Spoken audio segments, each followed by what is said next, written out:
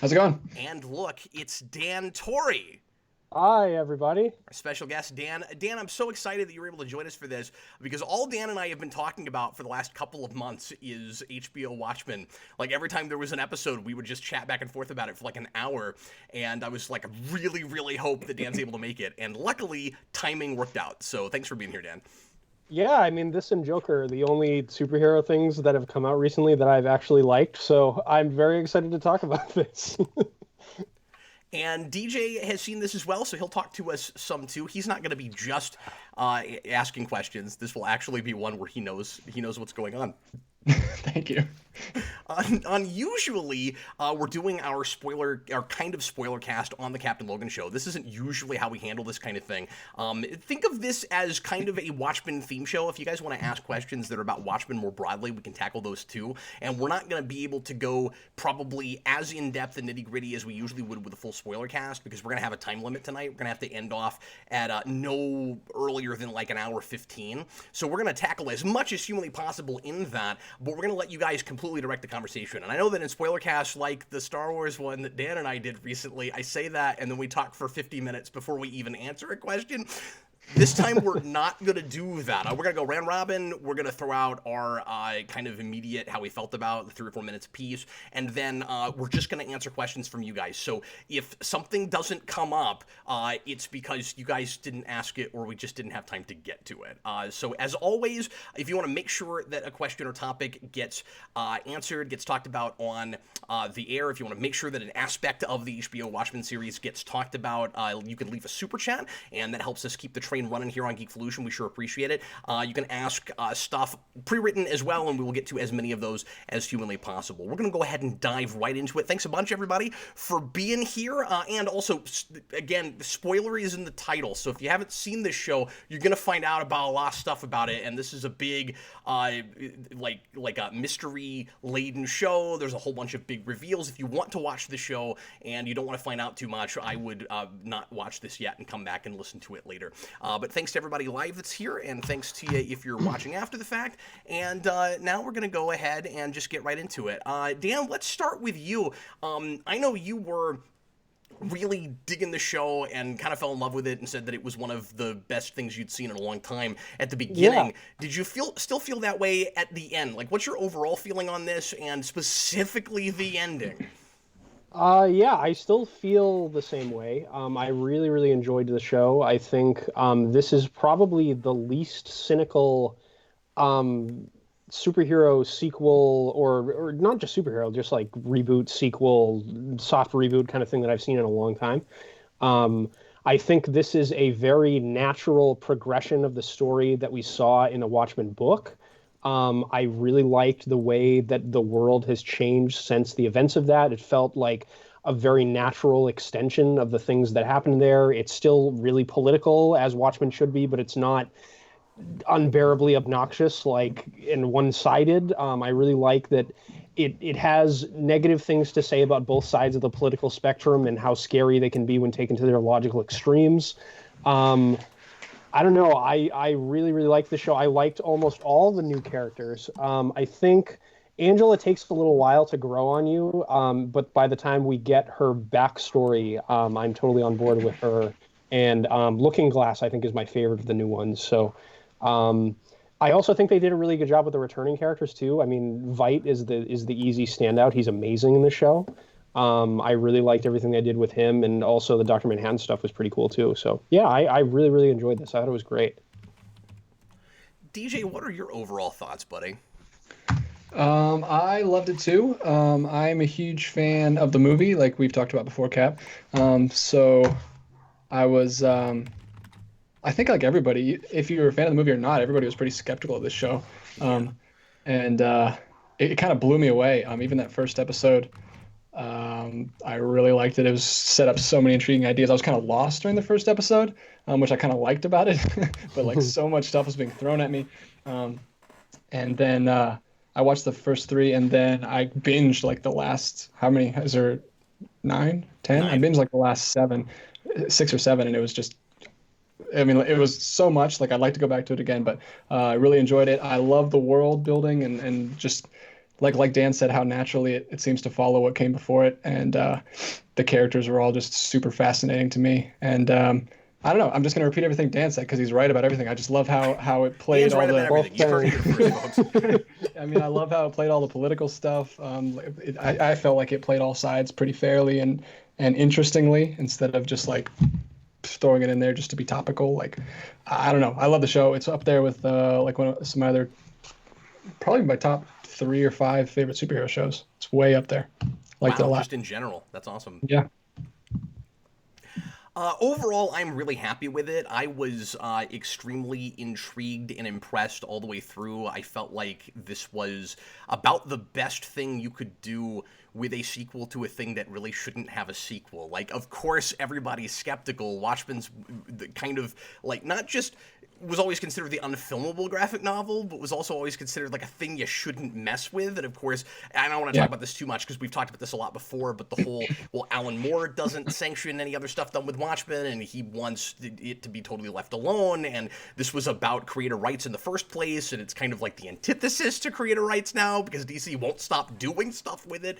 But as Dan said, it is not cynical, and it's funny that you use that word, Dan, because like it's Watchmen. Watchmen is a somewhat cynical piece as a thing, but as far as like an adaptation that is like kind of fair to the original material and doesn't just feel gimmicky and just there to like bank on name recognition, it's absolutely not a cynical thing. It seems like Lindelof was doing his level best to be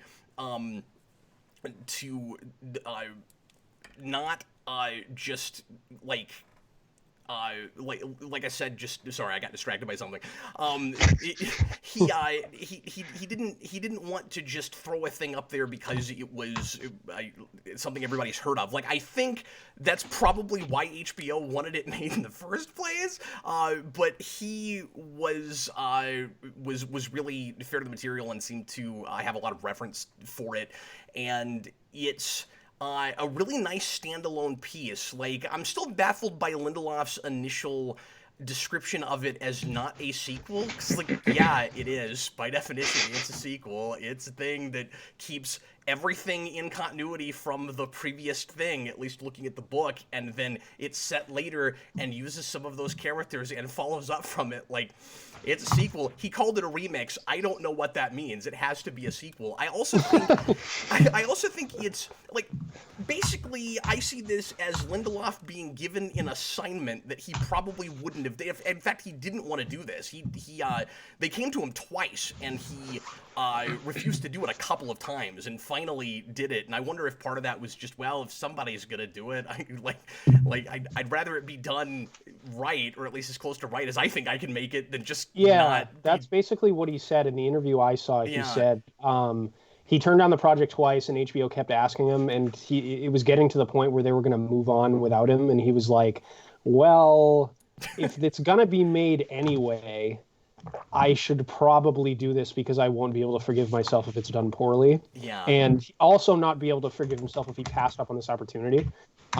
So, yeah, I think he was definitely the right guy to do this as well. No, I think so too. I've seen a lot of interviews with him, and he seems to like absolutely love the book and know everything about it to the point where he has like an encyclopedic knowledge of it. Like, I've never watched anything Lindelof before, so I didn't go into this show with any of the preconceptions people have about Lost or any of his other projects. But yeah, I was really impressed with what he did. I was going to ask you guys, Cap, have you watched The Leftovers at all? Because I've only heard good things about that show. Yeah, I reviewed the pilot, and I haven't watched past the first 3 or 4 episodes. But it's kind of slow going at the beginning, and I wasn't totally sure about it. But like 100% of people who watched that show seem to call it a masterpiece past the first season. So I will at some point go through and watch that. But yeah, Lindelof was the right guy for this, and I don't understand why more like existing properties aren't taken to people who have a clear love for the source material. Like if you own a property or you have access to it and you just want it to get made because you think it will sell, you shouldn't care at all what gets done with it if it's a thing that people like. Why do we always micromanage things when we don't have any creative ambition or ideas about a thing? Like, where is the Lindelof for Star Trek, right? Like, and I mean that's amusing to say because he co-wrote Darkness, but where's that guy for Star Trek, for Star Wars, for other things? Like, this is exactly what I keep saying we need to do with pre-existing properties: is just give it to somebody who cares. Yeah, I mean, I think in the film arena it gets tricky because, you if you buy a property like Star Wars, or you own a property like that you want to that your the board members want to exploit, it's like, oh, we need to film out by this quarter, and it has to be focus tested to have these things in it, so it'll be the least risky investment that we have, and all that stuff. The reason why I think this show turned out so great is because the budgets are low, Yeah. and it's a television show, so it's not. They're not making box office revenue off of Yes, this. but Dan, but the main example I gave was Star Trek, and not for the movies. I'm talking Discovery when I say that. Like how? Oh. Like we have this problem in TV too, and I don't understand. I mean, Star Trek's a little bit of a different horse, like of a horse of a different color, because it started with people that really appreciated it and wanted to make that, but then it turned into a micromanaged thing from on high. So And then anyway. Bad Robot came in. Dun dun dun. The Yeah. destroyer of properties. Yeah, precisely. So I want to talk for just a second before we get into questions and things about binging this versus watching it on a week-to-week basis. I think it works really well both ways, but having just binged it, and I watched the entire thing again in about 9 or 10 hours. Like, I took very few breaks. I did almost all of it today. So my mind is swimming in this show right now, and I'm going to be a little bit scatterbrained for a minute, because I just finished seconds before. So, like, I just watched frozen squids dropping on people like 10 minutes ago. And I see this as exactly like releasing single issues in comics and then putting them in trade, which is why. So earlier I said Lindelof was the right guy for this, but he was kind of just doing an assignment. I think he did like a college assignment and he got an A+. Like, this is not a thing that he would have like just sat down and done, but somebody like for college credit told him he had to make this thing, so he made it and he did a great job with it and he gets an A+. But I think if he was going to just tell this story, if somehow he came up with this apart from doing this show, he would have put it in comics, right? Like, this is an odd piece, because like it starts from a TV plays, so of course it's a TV show, and he's using that medium to the best of his ability, and of course he's a TV guy first, so I'm not saying it doesn't work really well as a TV show, but there is no justification whatsoever for a sequel to Watchmen, a comic book that was about comic books, to be on television, except that the people that wanted to make it in the first place sanctioned it as a TV show, and that's why it's a TV show. So it's odd because he kind of makes it like comics. Like, this should not have all dropped at once. I think they were really smart to drop it week to week like they did, because it feels like monthly comics, and I get to kind of like let things settle and think about the details and stuff for a while before I get to the next one.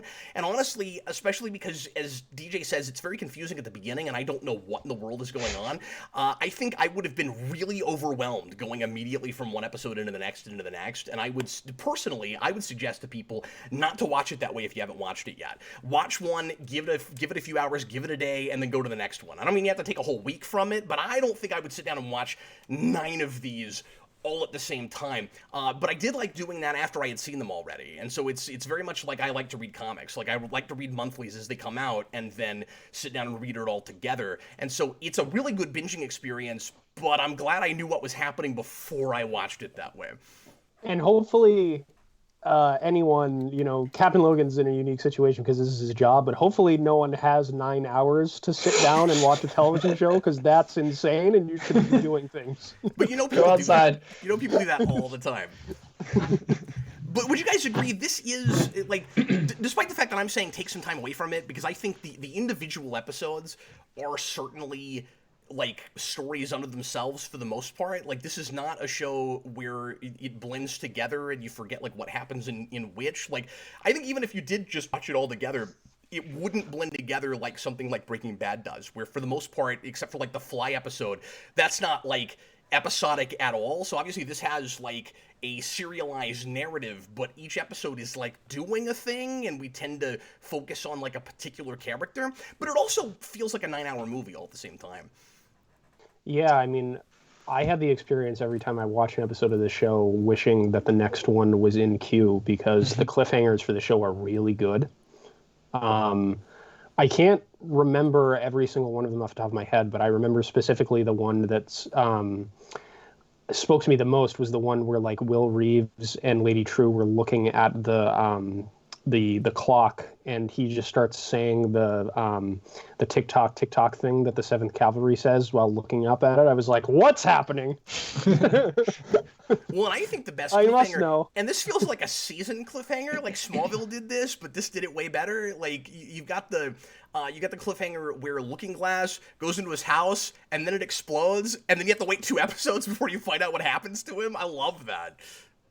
His house exploded? No, the guys came to shoot. Yeah, Well, the guys come in, and, yeah, but like you see like fire and stuff, and it looks like it's maybe going to explode, and then later on you find out what actually happened. But like, it's great, and like I think the cliffhangers are so good that it needed to make you wait. I really do. Like, Yeah.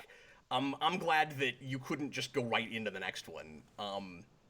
It's like Breaking Bad that way, and of course I do binge that show, but I'm glad that stuff like that, started, week to week in the first place. Like at one time, I was saying like I don't know why shows like this that are really serialized and not episodic don't always drop at once. I'm changing my mind about that after a thing like this. I think week to week is the way to go for certain things, even sometimes when they're serialized. Yeah, and of course, with regard to cliffhangers, perhaps the most infamous one is the one that's actually at the end of the show, where we don't know if Angela actually has Dr. Manhattan's powers or not. And Lindelof has come out and said that he doesn't think Angela with Dr. Manhattan powers is compelling television, and he doesn't want to make that. So I don't. I mean, I don't think it would be I'd much rather them, if they're going to continue the show, make it like an anthology thing where we go to time periods and pockets in the Watchmen universe and examine like maybe some of the characters from the Minutemen and stuff like that. I think that'd be really interesting. But a lot of folks are saying that in the comments, and I tend to agree with that. I think a second season of the show should be like early days of Rorschach, because the Rorschach mini in before Watchmen is awful, and I want to see early Rorschach done well, and I think television is kind of a fun place to do Rorschach. I want the Night Owl Rorschach season with their partnership, and we get to see like the classic Night Owl costume we didn't get in the movie. That'd be awesome. Yeah, of course. Set in like maybe the time period the video game does, except good. Yeah, I never played that video game, but I saw like trailers for it. It's pretty good. You guys are answering so many of the questions that I'm about to ask. It's perfect. Oh, oops. Okay. But yeah. So real quick, we'll get into questions in a second, but since you brought up the ending, let me just say that watching this a second time, so I wasn't sure how I felt about that whole thing, like leaving that ambiguous the way it did. And then Dan, watching it a second time, it's not ambiguous, and that seems teasy for no good reason. It's really silly that they play that like you don't know if she's going to get powers or not, because Dr. Manhattan practically comes out and says that she's going to. There's a line where the reason he's on the pool is because he thinks that she needs to see him on the pool for her to do that later. Yeah, so he walks on it. Why would he do that if she doesn't have powers? Why would that be important for her to see if she's just going to drop in the pool? And furthermore, he also didn't need to do that because she's already said walking on water is cool, and if she got the egg, the first thing she would try would be that. I don't understand why she even needed to see him walking on the pool to think to do that. Nothing about that makes any sense to me. Well, she did say that like a long time ago when they first met, so he's probably just reminding her. Yeah, okay, that's true, but I still don't see why it was relevant, because she's good. It's not like she needs to see him to walk on the water to remember that he said the egg thing. Unless that's what it's supposed to be. Like, really, is she dumb enough she's not going to try out her powers in some way if he doesn't walk on water? It's weird. Real quick, isn't it crazy that the whole first episode opens with like her cracking eggs? Well, there's a whole and I was going to mention there's an egg timer in this that opens one of the episodes. Will Reeves puts his hand in a. Oh yeah, I remember that. The eggs are all over the show. It's a whole thing. And they do a lot of things with the motif. It doesn't always just mean one thing either. There's chicken in the egg, and you can't make an omelet without breaking eggs. We do all of that stuff. But importantly, it bookends with eggs with Angela. Like when it opens, and she's got eggs, it's in that classroom where she's doing a presentation with eggs. Like it's Angela both times. And and the cool. the egg metaphor she's using in that is kind of about like race separation, where she's talking about like you have to separate the eggs and the yolks and all that stuff. Yes. And you don't want to mix with the whites, is what she says. Yeah, exactly. But what's great, because I know we should mention this. I guess get this out of the way. I know there are people who stopped watching the show right away because they called it Wokemen, and they thought that it was just like taking a side and preaching at people. Idiots. And I think when I'm sorry, I just want to take a second and watch the number of people watching and see what it drops down to. But when the opinions of Dan do not reflect the opinions of Geek Culture. I think it's important to note that when she says, this is how we're introduced to that character. When she says, "Don't let the whites mix," that's not her ideology. You have to remember that she has 3 adopted children that are all white kids. Yeah, and I don't understand the criticism that the show is woke. Like it deals, or whatever that even means. Yeah, I'm not even sure what that means. But the criticism seems to be that it's like too left wing or something. Like I understand like it deals with a real event that happened in American history and the trauma that sprung from that. Like I don't understand how that's left wing. And furthermore, there are people that are like left wing, working for under the programs that Robert Redford has put in here that are like very left wing, that are really scary, and like they burst into people's houses without due process and beat them up in these Nixonvilles. Like left wing people aren't portrayed as paragons of virtue in this either. You know, they're not. You have to remember that Redford is portrayed as bad of a president as Nixon is. Yes, for like exactly. other reasons. But remember that like the second scene of the show is like an encapsulation of why it might be a bad idea to regulate guns too much. Exactly. Yes. Like this show that people are saying is too left wing also has that criticism. Like it's playing with everything. And remember, Watchmen did that too. That's why I find this argument about it to be so stupid. Like the people that have reacted that way to the show, from maybe there is a criticism of it being woke that I'm not privy to, but it seems to be people having knee-jerk reaction to anything dealing with race in the history of the United States at all. And that means that it's like left wing to even talk about these things, but like it's important that we do because these things happened. Yeah. Like these things really did happen, and I really liked that this show put a spotlight on an event in American history that not a lot of people know about. The Tulsa race riots are a real thing, and like everyone I've talked to before they watched the show, or if they haven't, weren't aware that even happened. Same here. I had to look it up. I was like, did they make that up? Because I was like, it would be really weird for this show to make up an event like that that's prior to the alternate history stuff, because Watchmen doesn't start changing things until like the 30s and 40s, and they intentionally because Lindelof understands Watchmen, made sure to use real history up until a certain point. So that if you're going to go to 1921, it has to be a thing that actually happened.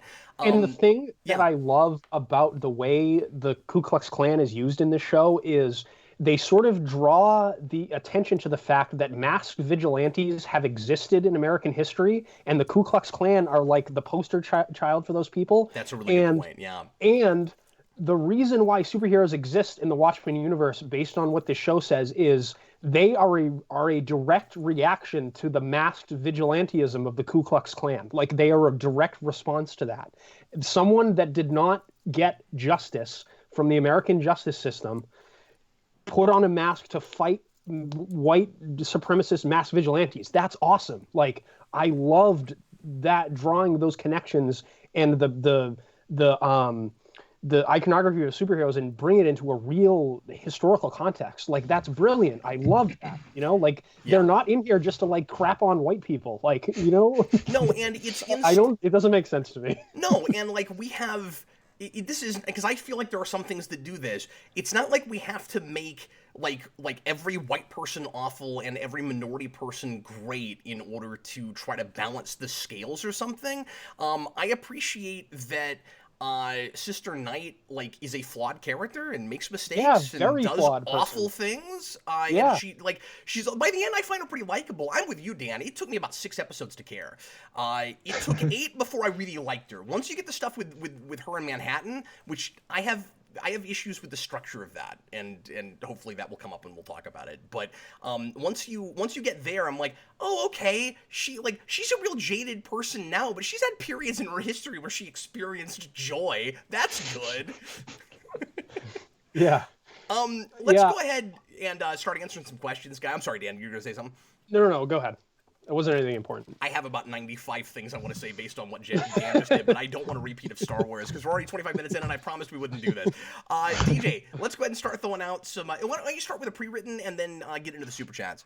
Yeah, I'm going to talk about this real quick because I think it's fascinating. Mark Guerrero, the showrunner, doesn't want to do more, and we just talked about this, so I'm going to keep going with it. They should turn it into an anthology series with new heroes each year and occasional appearances from old ones. Which would be Which really... I think we're all on board with that, right? I think that's I the way to go. agree, except I do want just a straight-up Rorschach mini, because I think there's more interesting things you could do with a prequel with that character.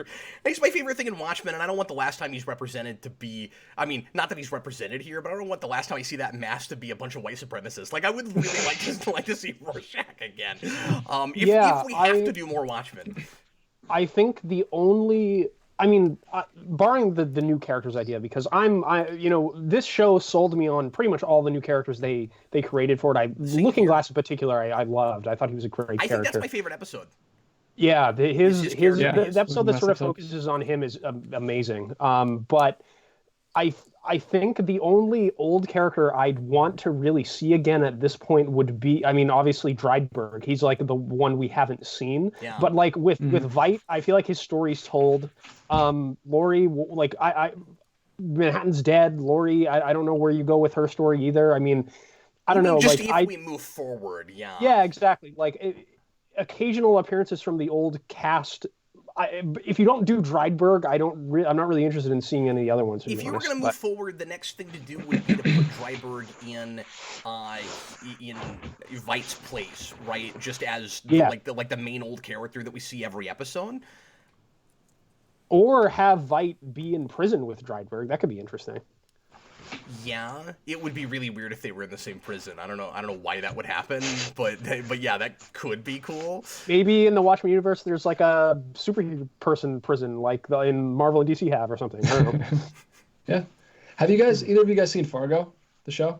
No, sir, I have not. Okay, it's exactly what I want for this. Like the movie takes place in '96, and then season 1 takes place in 2006, but then season 2 jumps back to like the '70s. And then I think season 3 is like in 2010. So it jumps all over the place and it's all in the same universe. And see, that's what I wanted for Star Trek. That's exactly what I want with this.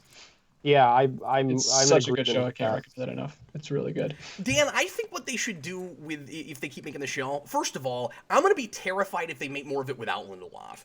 Because, I don't think I even want that. Unless he handpicked the right person that already worked on this show, because I was really leery of this, and so now it's really hard not to feel like, okay, there's one guy that kind of knew how to do this. Yeah, we can't let Berlanti take over this too. We need one DC thing he's not making. No, if that happens, I'm gonna get that thing that Manhattan has and put it in my head and give myself amnesia, so I just don't have to deal with yeah. So I'm just I'm not a Watchmen fan anymore, so I wouldn't even think to watch that. So, but no, I think what would be kind of cool to do with Drydenberg is we keep being told that he's in a prison, and wouldn't it be cool if it turned out that actually wasn't true and he was being held somewhere else and being forced to make technology for somebody? That'd be cool. I think there's a whole thing you could do with Drydenberg, but anyway. Okay, let's do more questions. Go ahead. Mutali asked us what's our favorite character. I think we all agree that it's Looking Glass. Of the new characters. As far as new characters, he did say of the new characters. My favorite character of the entire show is Laurie, because I'm so impressed. Oh wow. I guess by default it's Veidt, but I'm Veidt's Yeah. awesome, and I knew that actor would be great. But Laurie, I was impressed that there was mileage there. Laurie's fascinating in the show because she's so much a equal combination of both her mother and her father. Yes. And I love that she leans into and is sort of like proud of being the comedian's daughter in this. Like she's quippy and sarcastic like him She now, tells and even uses jokes. his last name. And she's like even the same jokes that the comedian would make. They're like really cynical, And biting intellectual jokes. jokes that are not laugh out loud jokes at all. Yeah, they're like really cynical, biting jokes that like get to the core and reveal of like the ridiculousness of society and the people she's directing the jokes at. Yeah. Like that's the comedian's thing, and I loved that. That's her role now. She was wonderful in this. But yeah, my of the characters in general, Vite is my answer. But Looking Glass is of the new characters for sure. Yeah. And he's a fascinating mirror for Rorschach. There's even a scene where he's eating beans. You remember that? Yes, I do. I do remember that. How And I crazy liked was it. the reveal of what his mask was? Yeah. Yeah, That was That insane. was super cool. it's Yeah. awesome, and he's a wonderfully tragic character. And I'm glad we didn't kill him off when it looked like we would, because he needs to stare Vite right in the face. I'm so glad that we ended Yeah. up doing that. But where he has the shattering disillusionment and realize like he's already like really uncomfortable with the world and paranoid and unsure of himself, and then like what little he had to hang on to he then completely loses and he gets totally shattered, and like nothing could ever do that to Rorschach, and it's just Yeah. comparing them is really fascinating. And also just like when a bad guy looks, I could do a whole paper on what happens when a bad guy looks into either of these guys' masks and what that represents. Like that's all really interesting. Where Rorschach sees the world in black and white and is unchanging, but when you look into his mask, all you see is like constant change. And Looking Glass is the opposite, but when you look in his mask, you see yourself, and I don't know, it's really interesting. Yeah, and one of the things I really liked about Looking Glass, speaking about the wokeness point that we brought up earlier, Looking Glass is a working class, Midwestern man who is extremely religious and is kind of a right-wing conspiracy theorist, and he's one of the most heroic characters in the show. Yeah. So I don't understand what people are talking about. I just don't. Yeah, and he's fighting for, I mean, like, I guess his main thing is not racial equality, but he's not a racist. No, he's not. He's just like a normal, like you would expect constituency of the, Republican Party before its current iteration. You know what else I really appreciate about him, especially being from the South myself? He's not a hick.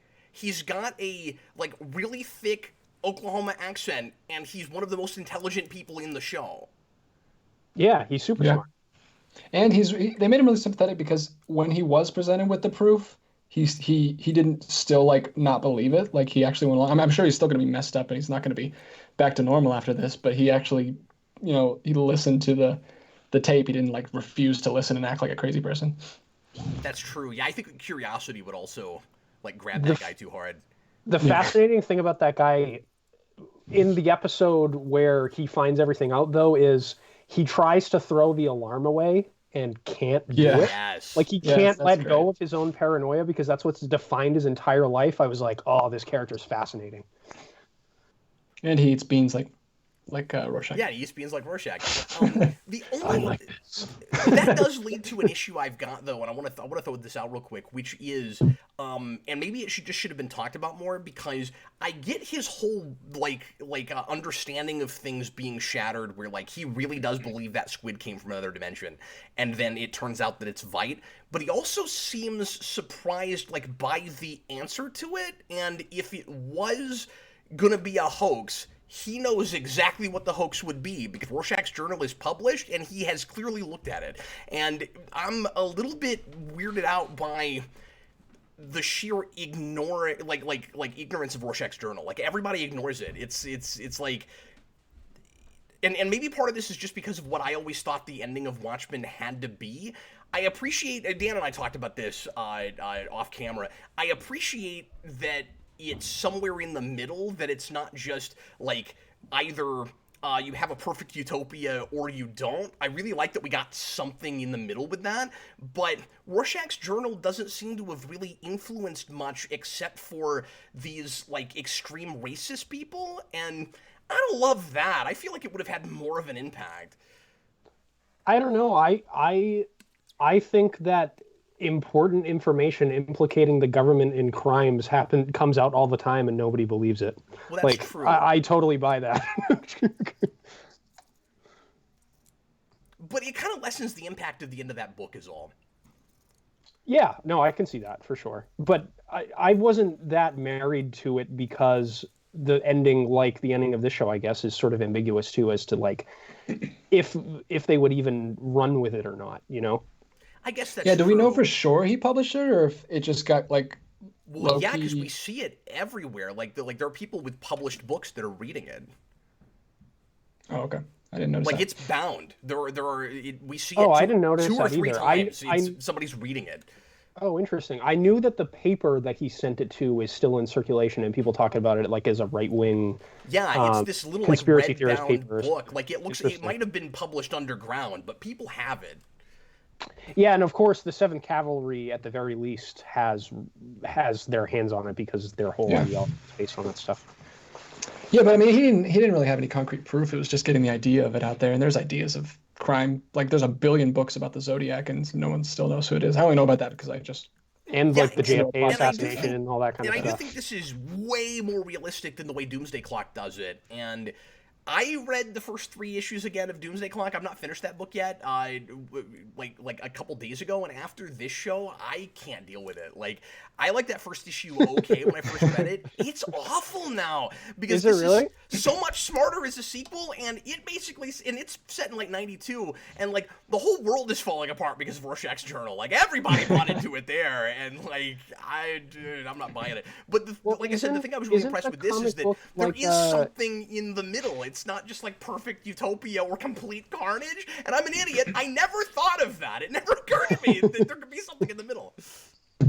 Well, isn't the comic book like a cynical attempt to make the Watchmen characters in the DC universe and like bamboo pow Superman and stuff like that? Like I thought that's what the whole point was. Well, yeah, but I, it I starts off as just a straight up sequel to Watchmen. So like, oh it's really? yeah, Okay. it's an interdimensional crossover thing. It's like, Oh. it's like Doctor Manhattan went off and created some version of the DC universe. That's like the life he created, I guess. And That's when so dumb. no, I know it is. I know it is. But like forgetting the DC part of it, it is also just a straight up sequel to Watchmen, and Oh, it's not very good. At least the first 3 issues. Now that I've gone back and read them, I cannot even begin to take it seriously. Imagine like looking at Watchmen and like your answer to the life that Manhattan creates is Batman. Like that is literally the least interesting answer I could think of.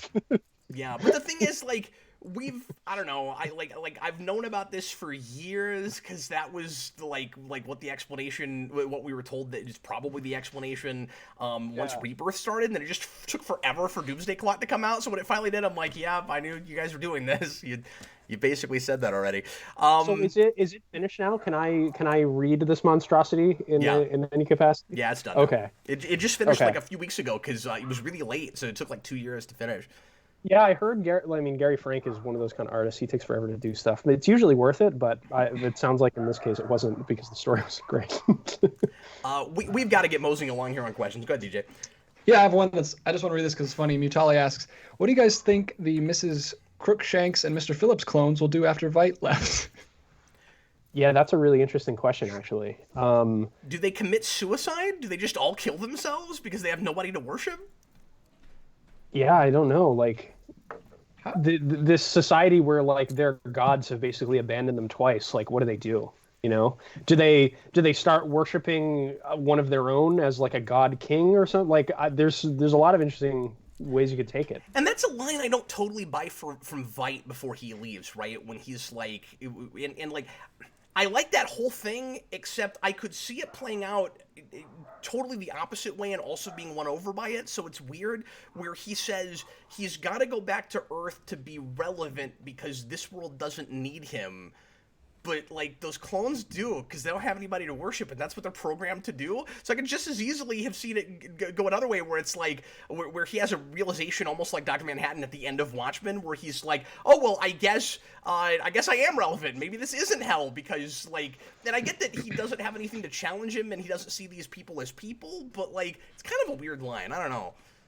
Yeah, I don't know specifically about that line. I'd have to go back and watch it, but I do really like the general thematic thrust with Veight's story in this, where like he wanted to create a utopia on Earth and believed he was so above the rest of humanity he could like scare them into being peaceful. Yeah. And he gets sent to this prison where like it's basically the utopia that like he if people operated the way that they did, with like on this thing that Dr. Manhattan created, like Veidt wouldn't have needed to do what he did, so his entire claim to fame would be irrelevant, and because like they don't like do conflict and stuff, and that kind of shows Veidt that he's just as human as the rest of us. Like he needs to be challenged, and he needs to strive, and he needs to have an enemy to fight, just like the people that he thought he was above when he created the squid enemy for them to like unite against. I really liked that the whole kind of plot with Veidt is bringing him down to earth and examining his hubris and how bullcrap it is, and how just because he's smart doesn't mean he's a god, you know? Yeah, like he can't escape his humanity. Yeah, and because it's interesting, like Dr. Manhattan spends this entire season trying to escape his godhood, and Veidt spends this entire season trying to escape his humanity. Like those two characters are on parallel arcs, and they complement each other wonderfully. I love that. I have a lot of things I could say about that, but I'm not going to, because we have too many questions. There's just too many questions. Go ahead, DJ. Yeah, we've got 3 super chats. I'm going to start with TH1's. He says, "Careful, Cap. The welder might weld you into a metal box like he did his shop teacher for giving him an F. And also, what would you like to see from season 2? You rock." Well, that's why I keep him around, because like if I fired him, then he would do that, and that would be the worst. Well, I already gave out mine. If this is going to be an anthology show that jumps around in history, I'd want to see Rorschach. I don't think the next thing to do, again, if we're jumping around in history, I certainly don't think it's to immediately follow this up. Well, we should jump someplace else. But I also don't think it's to immediately do a Minutemen thing after we did so much with Hooded Justice in this. I would also stay away from that right away. I could see them doing like a Minutemen thing that doesn't directly involve Hooded Justice. Like if they were to do something after he's off doing his, investigating the Cyclops cult or something, and they have missions in the meantime or something, I'd be down with that. I have a question. I've read the Watchmen book, but I'm not like way into it. Does this contradict that when it kind of says that like all the other Minutemen are just like phonies, just like making up supervillains? And the Hooded Justice is like the only one that actually wants to.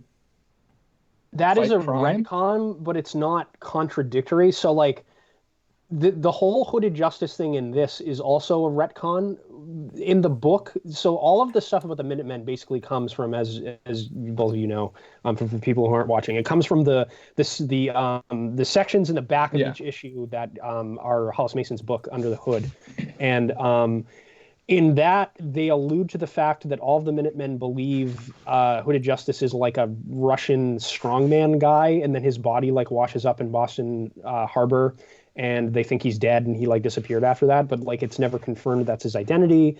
And Hollis Mason has a very uncharitable assessment of the Minutemen. Like he calls them, he like identifies himself and the rest of the group as like Nazis and stuff like that at certain points because of the fact that they're just like going outside the law and beating up whoever they want.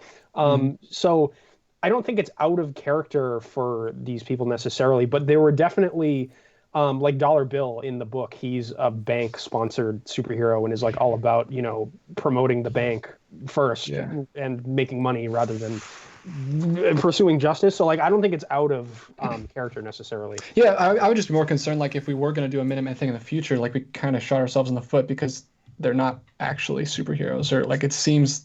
I mean, they could add more onto the story later, but in this season, if you just look at it by itself, it seems like they're I mostly always just got the money. sense in the book that some of them started off with sort of good intentions, and then they just let their authority get the best of them, and they took advantage of people and stuff.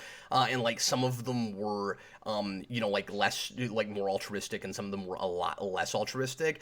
But the idea of Hooded Justice secretly being a black man that wants to get justice for like mob warfare against his race is, I think, really good, even if it is a retcon. I'm kind of fine with the idea that, just because I like what they did with it, right?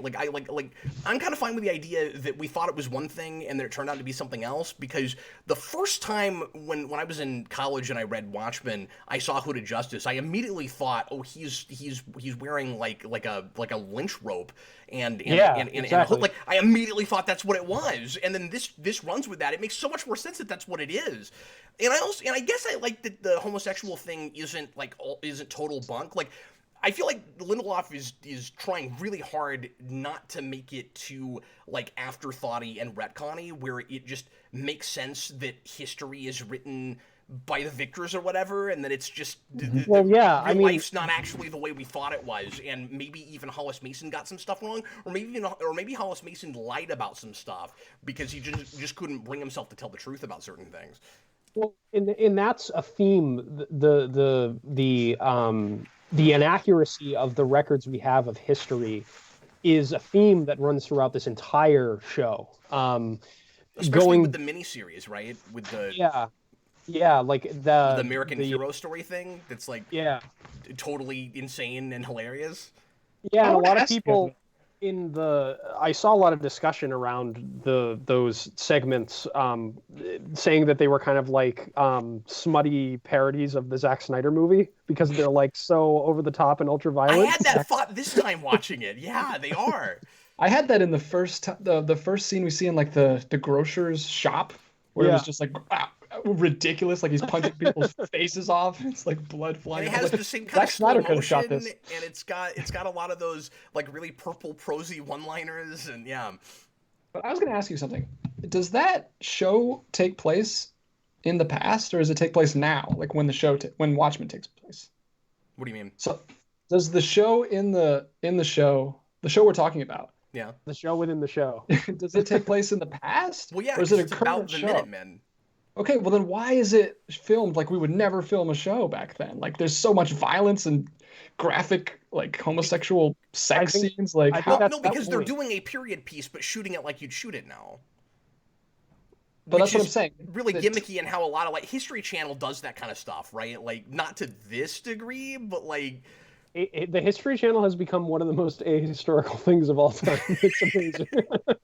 But I'm just saying, if that show like was actually shot in the 80s. No, it wasn't shot in the 80s. It's shot in 2019.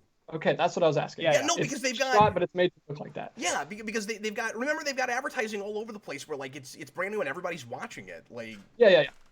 Okay. One of the things I love about that Hero Story show is that the Rorschach cult of the 7th Cavalry watches that show and really enjoys it, and little do they know that one of their inspirations is secretly a black man. Yeah, I was awesome. like, that's perfect. That is specifically against people like them. Yeah. Real quick, I don't know why I thought of this, but I don't know if this will come up in the comments, and I wanted to ask you guys about it. How do you guys feel, how do I put this, about the kind of, like, genetic predisposition that people in Hooded Justice's family seem to have to be police officers?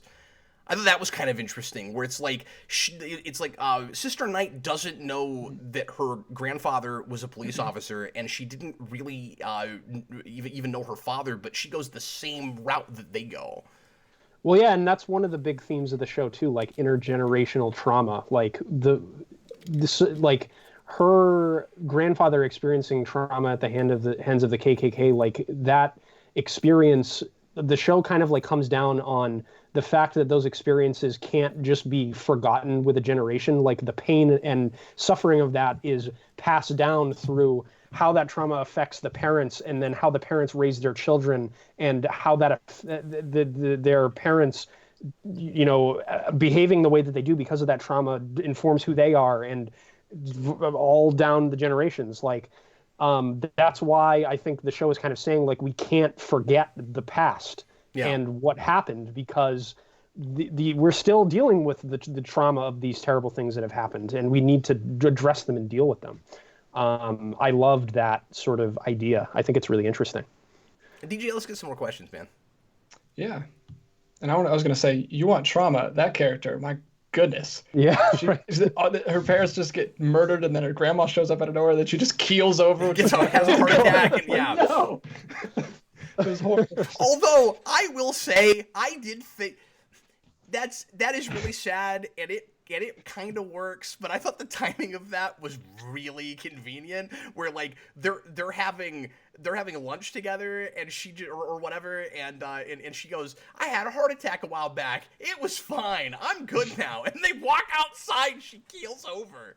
It's a little easy. What did they have to eat? I blame like that. a burger. Is that what gave her a heart attack? Yeah, she had food poisoning, and then she got run over. All right, go ahead. They're in another country. It's probably. Oh, and Matali says, and now her husband is dead. Yeah, she's had a lot of run of bad luck, really. All right, John Ty. We kind of already talked about this. John Ty gives us a super chat. Says, which is better, sequel to Watchmen, the HBO Watchmen show, or Doomsday Clock by Jeff John? I mean, like I said, it's definitely this, and you guys haven't read Doomsday Clock, but I haven't read all of it yet, so. I have not read Doomsday Clock, and I think I can safely say that this is much better than that. You would be correct, sir. And then we have one more super chat from Dylan Muschietiello. Wow. Ooh. Love the show, but I think the ending question should have been, will she do it, other than will it work? Yeah, that's a with really the good themes of the show. Yeah, I kind of thought that's where they were going to leave it, to be honest. I expected them to cut to black, like as she was going to put the egg in a beer or something, to because you know how he like cracks the egg and puts it in her beer when they first meet. Mm-hmm. I thought that's what she was going to do. But yeah, I would have liked to have seen, I guess, if we were to get a second season of the show, to your point, like I would have liked to see like the first episode of that show, like her weighing her options, like does she even want this power, you know? Because she spends the majority of her relationship with John like not able to connect with him and frustrated at him, and he has to like change his entire mode of being to even be with her. You know what I mean? I don't know. No, that's fascinating, because you would think if anyone didn't want that responsibility to be her, because she's had to put up with it her whole life, and every time it comes up, they have fights about it and stuff. Yeah, exactly. So we had to put like something in his head that needs to be removed with a hammer. She needs to consider it for a while. I do not buy that character is thoughtless enough that she would just immediately, yeah, I want superpowers. Like when she asked that question in the flashback, I don't get the sense that that's her saying, "Oh man, if only I had Dr. Manhattan's powers, all my life would be so much better." Like I would definitely do that.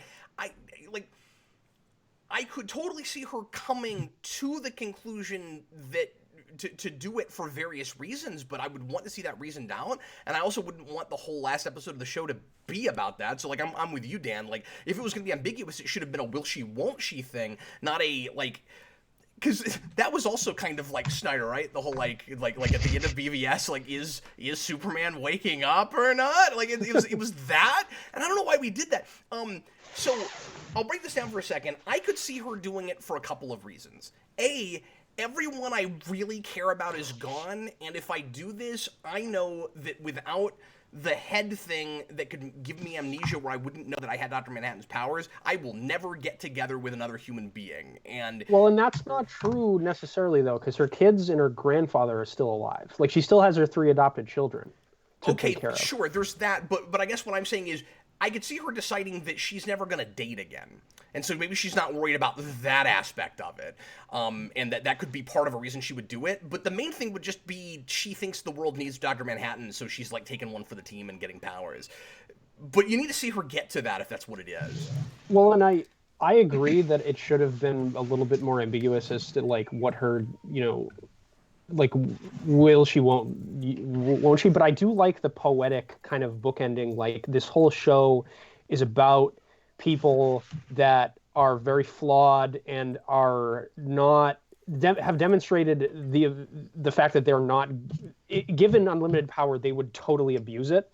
And John, in his view, finally found the one person that he didn't think would abuse that power. Like Lady True would definitely do it. Veidt would. I think Lori probably even would. That's why I kind of buy the love relationship between them, because she, to him, symbolized like the uncorruptible human, like that wouldn't go mad with power given his circumstances, just like him. Yeah. Which I think that's all really interesting. But I also want to know why the egg was in that carton, and if it's possible she could have accidentally eaten it at some point, because it's not like he put it in there after it dropped. What he did was he enchanted it while he was making the waffles, and then she like took them and threw them on the ground. So the like egg didn't have Manhattan's powers. Are you sure it wasn't like that before? No, it wasn't. They specifically like flash back to the waffle scene and show you that's when he did it. But I thought they flashed back to that scene just to remind you that they even had that exchange. I thought that's all that was. No. Okay. But yeah. So real quick, DJ, before you get to another question, I got to mention that I don't know who said it, but before the show started, somebody put in a criticism that I thought we should address about that whole thing, which is, does it make any sense that Dr. Manhattan could see the future and knew that she would get powers? Because like that's the only reason that he again would have needed to walk on the water to show her that. But we know that Dr. Manhattan only can see his own timeline, and he's dead at that point. So how does he know that? Sorry, what question are you asking? What do you? Yeah. So we have that line that I was criticizing earlier, where Dr. Manhattan says, like, I'm out here on the water because you need to see this for later. And the later would have, the only thing he could be referring to is that she will later eat the egg and walk on water. But he is dead at the point that she does that. So how could he have seen that? Because he can only see his own timeline. Well, he set up the egg for her, so he was just reminding her to do that after he Is that he all died. it is? That he doesn't actually see her on the water? Or Dr. Manhattan's still alive. See, that was the Some people asked us that if we think he's really dead. now that you say that, DJ, maybe that is all it is. But like whenever he says something like that, like you need this for later, I always assume he's seen something later. But that makes sense. But it's also possible that somehow he lives on in the egg, and so if she gets his powers, she's also like partially him. And I'm not saying I want to see this done, because I agree that it would be maybe not great drama to have her with powers in a future season. But if you were going to do that, we already did a lot of really interesting identity stuff with her having her grandfather's memories and not being able to tell where she began and he ended. And it might be interesting if we did the exact same thing with Manhattan, where like now she's both herself and Manhattan. It's also interesting that I noticed this while I was watching it today. I think it's Red Scare. Somebody has a line where they are positive that after watching part of that documentary, American Hero Story, that Red Hood, that Hooded Justice must be Dr. Manhattan. I don't know if you guys remember that, but he's like, I'm telling you, Hooded Justice is Dr. Manhattan. And then when you get to the end of the show, the granddaughter of Hooded Justice gets Dr. Manhattan's powers. That's hilarious. That's cool. It was really interesting. There's a lot of good one of the things. On the show. Oh yeah, one of the things I really like about the show too is like the symbolism and the fact that it doesn't hold the audience's hand. Like I love in the flashback scenes with like John when he's like a little boy and he's holding an apple in the cabinet as he's watching those two people have sex, and it's like the first time he realizes how life is made, and he drops the apple on the ground, which is like his loss of innocence, just like the Adam and Eve picture he was looking at in the Bible they gave him later on. They will be the blueprint for Adam and Eve, and what he dropped was an apple.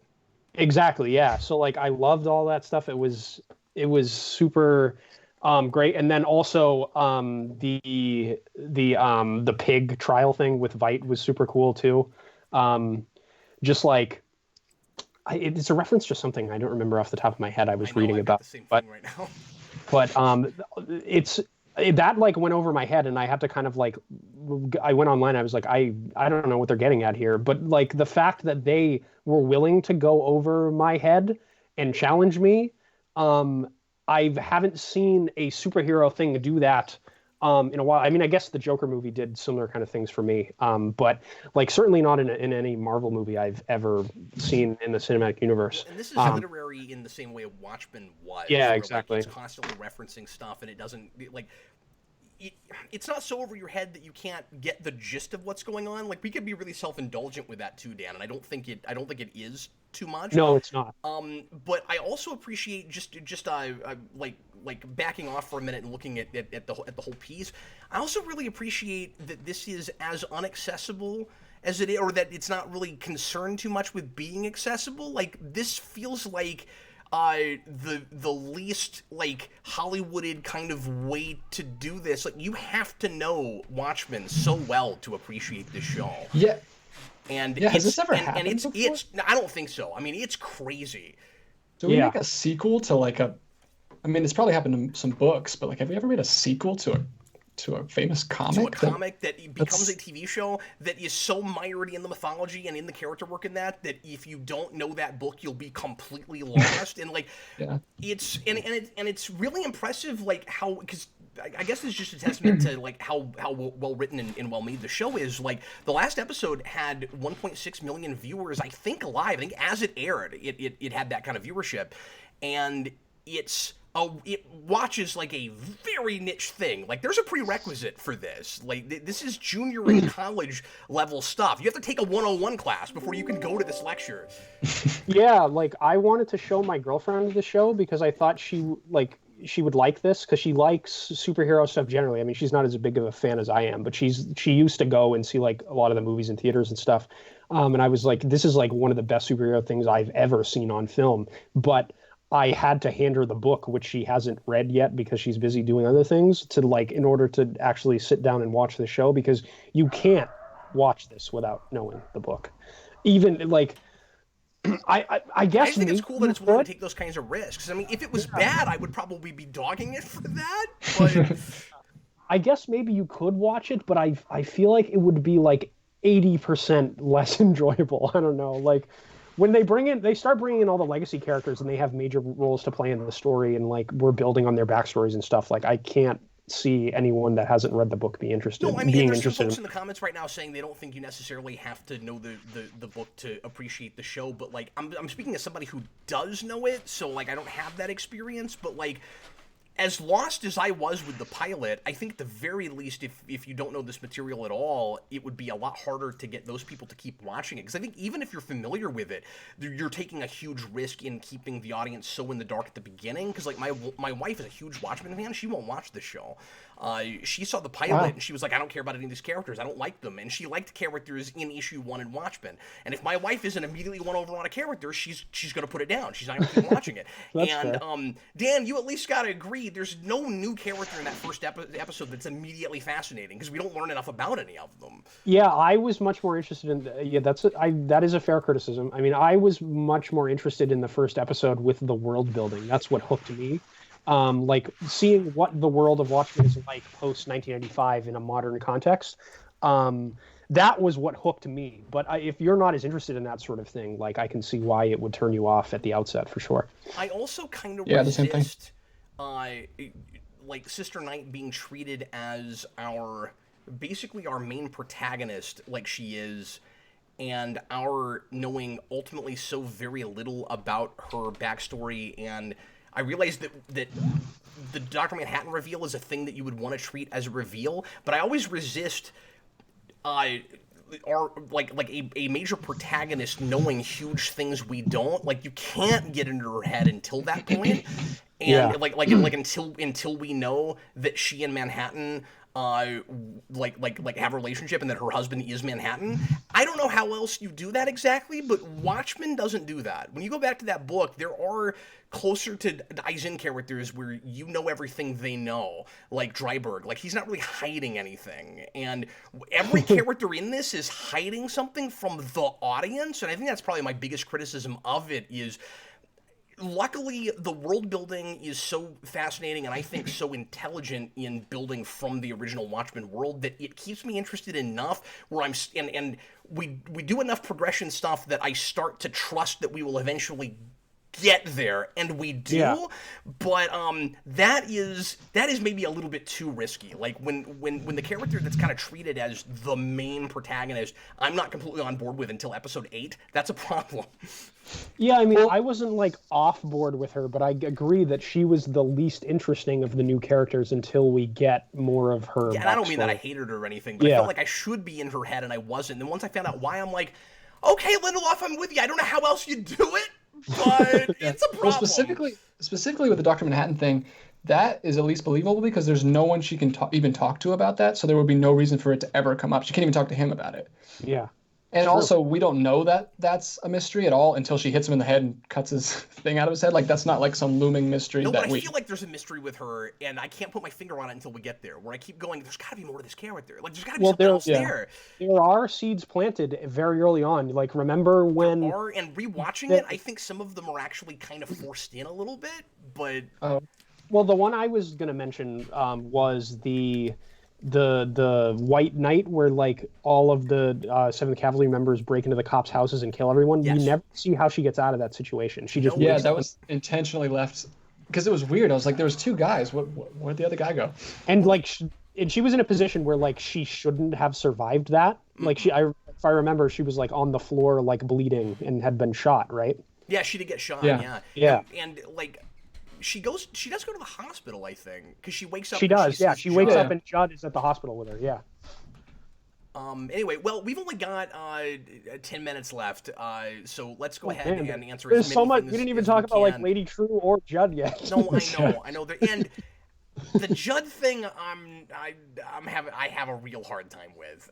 He is way too likable and like I want the show to be about him initially, and then when we retroactively find out that he's been part of the conspiracy, I'm just imagining that he is as mustache twirly as his wife, and I cannot handle it. Like I just don't buy that he's like that. So I watched the first couple episodes with my wife, and she actually did love it a lot. And he was like her favorite character in the pilot. And as soon as he died, she's like, "Oh, they're gonna make him evil."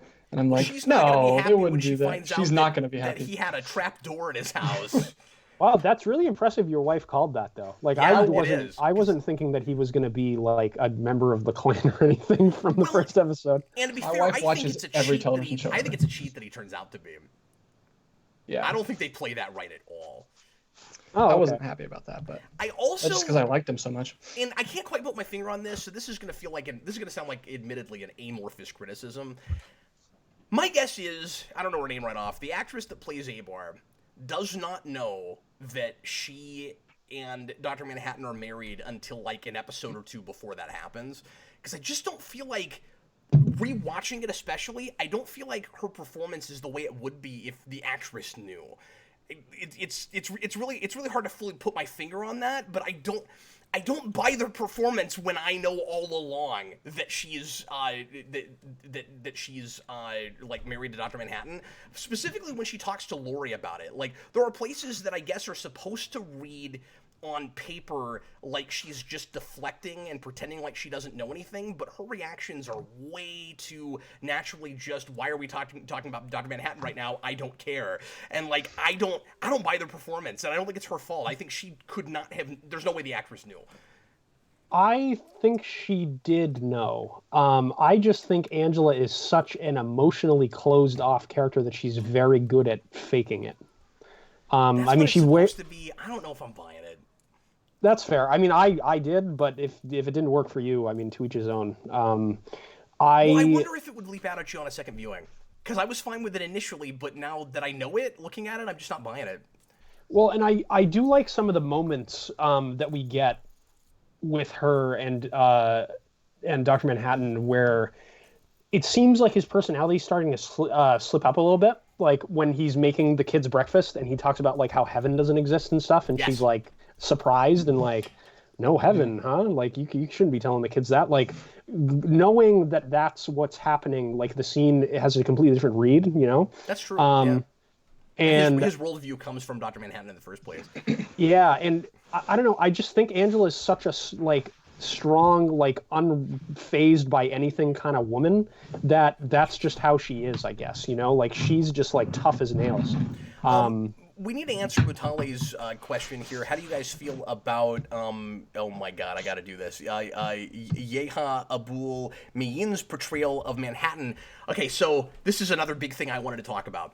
Can I say something real quick? Yeah. Sorry. A lot of people are asking about that. They also want us to talk about what we think of his look, of Dr. Manhattan's look in the show. Well, that's so that actually came up where I was going. So yeah. So he's absolutely wonderful. But I have a big beef with the way it's handled when we first meet Manhattan. I don't think they should have played it that way. So you needed a different actor voicing Manhattan before he chooses that body. Especially because when he changes his look and he's in that body, she's like, "Oh, your voice has changed," and I'm like, "No, it hasn't. We use the same actor. He's been because they want to keep using that actor, and like he does as good of a job as he can to try to make his voice sound different, but it takes me out. It's clearly that guy pretending to be the Ostrander, and I think Ostrander should have been cast. I don't like that we did it that way. Yeah, it didn't bother me watching it once. I thought his voice sounded different enough when I was watching it that it didn't jump out at me. But you've watched it twice, and I remember when we were talking about it, you said it bothered you in your first viewing too. I had a problem with it the first time. Yeah. This might sound awful, but like it's clearly a black man's voice. Like it just doesn't work because the whole point is that he's that he's Dr. Manhattan and she likes this body and he chooses that, and we've got that whole joke about cultural appropriation with Ozymandias. Like that's way better if it's actually a white guy to a black guy, and they didn't do it that way, and it's weird. Yeah. I will say I was a little bit distracted by the voice too, but I'm gonna fight back a little bit on people who are. I feel like it's people who didn't even watch the show, but a lot of people are complaining about his look. But he's hiding out in a bar. I don't know what people are talking about. He can't glow. People are complaining that he's not glowing. He looks fine, and then when he does glow, it looks exactly like it did in the Snyder's movie. And the thing is, there are some dodgy effects here and there in the show. That's not one of them. I don't know what people are talking about. I feel like they're just people who haven't watched it and are just like, looking at oh, he's not glowing. He's bad. It doesn't look good. Yeah, I didn't have a problem with it either. They're complaining that he made himself have eyes, but like he's trying to be a normal person. He's hiding. He's not gonna let his eyes be glowing white in the middle of the bar. I don't know. It was weird. It was a weird complaint to me. I agree. But we just got some super chats from someone who I don't think who must have just got here because they're not anything to do with Watchmen. So let's tackle them real quick. Dave Atkins gives a super chat, says thoughts on Streets of Rage 4. I didn't know there was a Streets of Rage 4. Are they bringing that franchise back, or was there a 4 and I didn't know about it? That's a old Sega Genesis franchise, right? It is, yeah. Yeah. Yeah, Streets of Rage 2 is one of the greatest beat-em-ups of all time. I have never played it, so I have no thoughts on this Streets of Rage 4. And now, thanks for the super chat. And now back to Watchmen. Almost. He gives us another super chat. Same guy. This one is for Dan. He says, "Happy New Year, Dan. Thoughts on Spidey's characterization in Marvel Zombies?" It's really sad when Peter Parker has to eat his loved ones, but other than that, he doesn't really get much characterization. I don't know. He's a zombie. He eats people. But Happy New Year to you too, sir. And back to Watchmen. Oh, no, sorry. Roger Lee gives us another super chat. Hey, guys, just tuning in, we can tell. Did you guys get any cool gifts for Christmas? I got this microphone and these headphones. Yeah, so I may show some of them on After Dark. I just thought of that, though, so I have to run and grab some things. But, okay. Yeah, we'll show them later. Hopefully you're a patron. You can see I got this Mandalorian sweatshirt, and cool. I got the Hot Toys Return of the Jedi Luke Skywalker figure, which is really nice. Somebody earlier asked what shirt I was wearing. It's Blue Superman. That's the shirt I'm wearing. Blooperman. I'm wearing a pink shirt. Okay, let's knock out the super chats that are left. I'm sorry we didn't get to Lady True or anything. Well, first of all, but we're gonna run out of time here. I don't want to forget this because it's really important. Jeffrey pops in to say, has Lube Man been mentioned yet? No, he hasn't. And that was awesome, by the way. The cool thing about Lube Man is, so I had a theory that, that he's the guy that's obsessed with superheroes that works with Lori, and then there's like a viral marketing thing that you have to like go and like click like a certain thing and like I confirm. heard about that and I haven't looked at it. I was like, that's so cool, yeah. That's awesome. So wait, The way he just like looks back and goes like. So does that thing show that you were right about it? Yeah, it does. Oh, yeah. that's awesome. Yeah. Cool. The Wanderer says I DJ. like that there's viral stuff because that's so Watchmen. Like there should be like an extra thing. Yeah, exactly. I also so a couple of like non-parallels to Watchmen that you might have expected. It's 9 episodes instead of 12, and apparently Lindelof originally had penned 12, and they cut 3 episodes because they thought that it was too much fluff. And I have so much respect for that. I think that's amazing that they did that. But it would have been nice if they'd had enough story to tell to make it 12 just to be the same length as Watchmen. Yeah, I think they could have went to 10 episodes and fleshed out the ending a little bit more, especially with the stuff we talked about with Angela getting the egg. But yeah, that's true. And then the other thing is, I kind of expected some kind of Black Freighter and was really glad that there wasn't. Imagine just like animated interludes in the middle of this HBO television show. They could have treated a sort of American Hero story like that if they wanted to show more scenes of it, and you could maybe stretch and make the argument that that's the closest thing you get because it's fictional, even though it's based on a real life thing, but it's not quite that. True. But it's also more entertaining. Thank you for clearing that up, Dan, because somebody at the beginning of the show, Wanderer, said DJ is secretly Petey, who is secretly the fog dancer, and I had no idea what that meant. Yeah, Petey. I forgot his name, but yeah, that's the guy that the young FBI agent. I didn't know his name was Fog Dancer. That's a great. I loved the way he constantly stood up to Lori. I thought that dynamic was really strong. Their relationship was really interesting. I liked that they slept together. Because like to that guy, that's like his dream come true, sleeping with like an actual real superhero. Yeah, but and when he does that, I'm like, a... nah, dude, you are a fan. Sorry, you are. That was your signature. That was your signature. But he's not like you said, Cap, though. He's not like a blithering fanboy around her. Like he's actually like willing to stand up to her and all of that. So she like he earned her respect. Like I buy that she slept with him and all that. Like yeah, I do too. Well, in a way, he's one of the only people that kind of understands her. Yeah. And so then you more buy that they sleep together. Yeah. Yeah, and she was also feeling super lonely that night, and it was kind of a perfect storm. Other super chats? We have 2 super chats. We are way out of time. Yeah, go ahead. We have one from Execution Brian. He says, just wanted to thank Dan for getting me into Daredevil. I watched your videos for a long time from your channel. I love the show. Hi, Cap and DJ. Thanks, so we were the afterthoughts in that one, but yeah. Well, I'm glad I have converted someone else into the love of Daredevil because he, they always say he's the Grateful Dead of comics. He's one of the best characters that very few people read about. So I've never heard that in all the years I've known you. I've never heard anybody say Daredevil is the Grateful Dead of comics. That's great. Oh yeah, if you watch the documentary on the Daredevil 2003 movie that they did, like the Men Without Fear, Kevin Smith says Do they say it there? Yeah. That's back when Kevin Smith had like insightful things to say. you know, Dan, you could have probably, that's such an obscure reference, you could have almost gotten away with claiming that. Like, no, but I can't do that. No, of course not. Well, okay, did you say we had one more super chat? One more super chat, and I'm not sure what it means. Mr. Abato says, Dan and DJ together might have to have a face-off. I don't know if we're supposed to fight. Like a Nick Cage and John Travolta face-off? Yes. Oh my god, that would be great. Where like Dan has to pretend to be he like comes in to the live show and pretends to be DJing. Yeah. Where like you're wearing his face. So we're gonna have to do the classic face-off thing because in face-off, Nicolas Cage is not capable of acting like a sane person, and John Travolta is pretending to be Nick Cage. So it's like Nick Cage fighting Nick Cage, and it's awesome. Yeah. So one of us will have to pretend to be the other person, the other person just be normal. Dan, real fast, throw out anything that you're sad that we didn't get to talk about, and talk about it very briefly, because I know you have things, and we have got to stop. I loved what they did with Veidt and Lady True.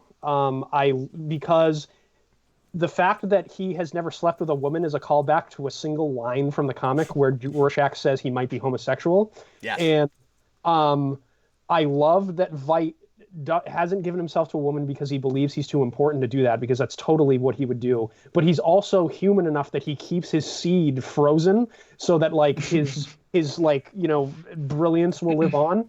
Like that's so that character. And I want to see love that done with Lex Luthor now. I feel like that's a Lex move. yeah, like I love that Lindelof really understands all of these characters, what makes them tick, and just logically extends where their story would go. It's awesome. That was by far the craziest opening to any episode, by the way. Yeah. When this when character she's that I like- don't even know just walks into the room and like, And then the whole "F you Ozymandias" thing. Yeah. Yeah. like, what is happening? I said that a lot during the show, but that was crazy. And then again, a lot of interesting identity stuff, like because I feel like you have almost the reverse with Lady True, with like she's got to keep her she's got to keep her parentage around. Yeah. Like instead of Ozymandias' thing where he's got to make sure that he lives on, it's like she's got to bring back her predecessors. I think that's interesting, and like putting and we didn't talk about the whole nostalgia thing either. That was a really, I thought, smart way to get all of Hooded Justice's background in there while simultaneously making you kind of afraid for your protagonist. Like that didn't feel gimmicky. It totally worked. But Yeah. But I go back yeah, and forth keep in my mind as bringing to your which mother episode I back like the most. in The that nostalgia way. episode. It's Sorry. really twisted. It's just really twisted. Yeah. I go back and forth on which episode is my favorite, the Looking Glass or the nostalgia episode where we're entirely in Yeah. black and white and his memories and stuff. That episode's fantastic too. For me, it's And I can't even- between, I think Looking Glass is absolutely my favorite episode, but or his character piece, whatever that episode is called. But it's almost a tie with that and the Dr. Manhattan throwback to the issue where we keep jumping around time with Dr. Manhattan.